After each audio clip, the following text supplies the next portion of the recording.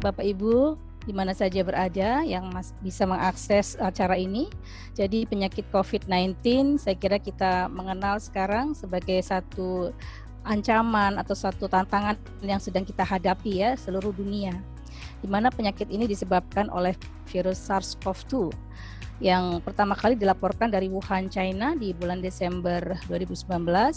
Namun kemudian sampai sekarang ya sudah hampir 2 tahun kita belum melihat ada tanda-tanda yang membaik, tetapi alhamdulillah sebetulnya kalau dari kurvanya memang sudah ada tanda-tanda mulai menurun begitu. Tetapi ancaman adanya varian ini memang memungkinkan kita akan belum bisa memprediksi ya ke depan apakah akan tetap landai atau mungkin ada istilahnya gelombang lagi begitu ya, mudah-mudahan sih tidak.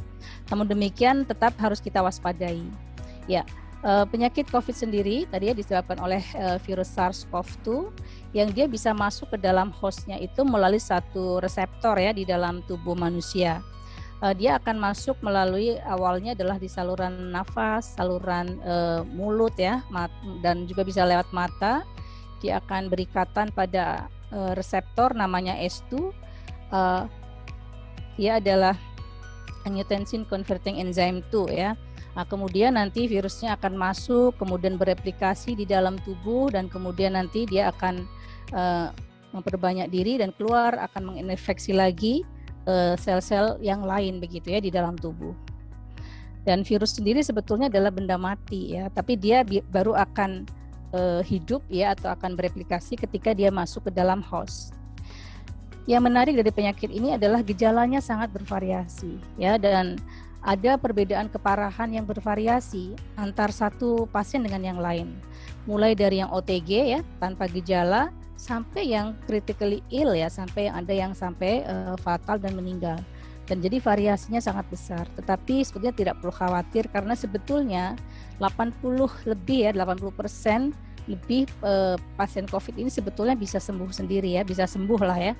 Memang ada yang memerlukan pengobatan, ada yang bahkan tadi ya cukup dengan meningkatkan daya tahan dan sebagainya bisa juga membaik begitu. Dan saya termasuk alumnus COVID ya, jadi pernah juga terpapar pada bulan Juni yang lalu ya, pada saat memang lagi tinggi-tingginya. Nah,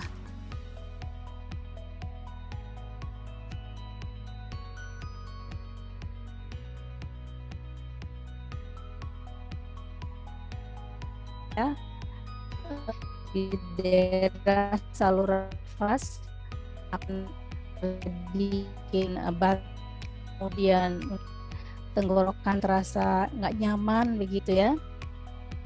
Kemudian gejala sistemik adalah demam di atas 38 derajat.